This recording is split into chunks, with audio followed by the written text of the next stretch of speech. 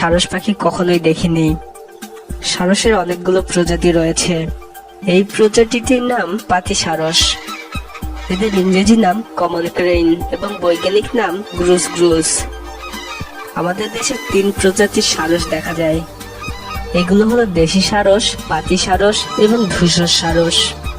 এরা সবাই পরিযায়ী প্রজাতির। ইদানিংকালে এরা দেখা যাওয়ার নজির নেই। এরা বিচরণ করে জলাশয়ের কাছাকাছি তৃণভূমি, কৃষিক্ষেত, চারণভূমি, অগভীর আশ্রিত উপসাগরীয় অঞ্চল, নদী ও অগভীর হ্রদে। মাঝে মধ্যে হাঁটু পরিমাণ পানিতে নেমে খাবার খুঁজতে দেখা যায়। খাদ্যের সন্ধানে বের হয় জোড়ায় জোড়ায় অথবা ছোট ছোট দলে। প্রজনন মৌসুমে পুরুষ পাখি স্ত্রী পাখিকে আকৃষ্ট করে নাচতে থাকে। নাচ দেখতে দেখতে স্ত্রী পাখিও তখন আর নিজেকে ধরে রাখতে পারে না, নিজেও সেই নাচে অংশ নিয়ে প্রেমে মজে যায়। এই সময় জোরে জোরে দ্বৈত সঙ্গীতের মতো গান গায় এরা। পাখিগুলোর গড় দৈর্ঘ্য 115 সেন্টিমিটার হয়ে থাকে। প্রশস্ত ডানা 180 থেকে 200 সেন্টিমিটার হয়।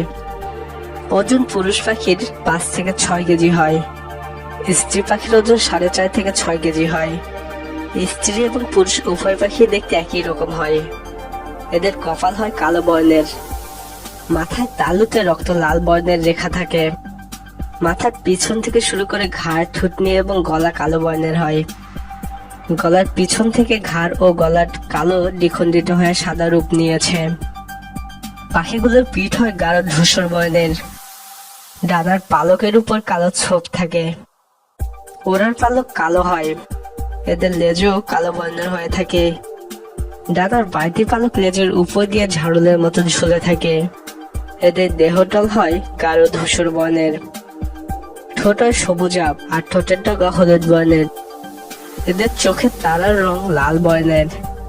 পা এবং পায়ের পাতা হয় কালো বর্ণের। অপ্রাপ্তবয়স্কদের চেহারা ভিন্ন বর্ণের হয়।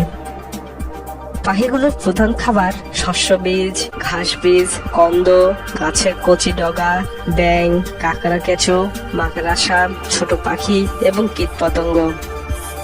এই পাখিগুলোর প্রজনন মৌসুম বর্ষাকাল। এরা বাসা বাঁধে জলাশয়ের কাছাকাছি মাটির উপরে। শুকনো চিকন ডালপালা লতাপাতা উপকরণ হিসেবে ব্যবহার করে। ডিম পাড়ে 2টি। ডিম ফুটতে সময় লাগে 28 থেকে 31 দিন। শাবক উড়তে শিখে 6 সপ্তাহের মধ্যে।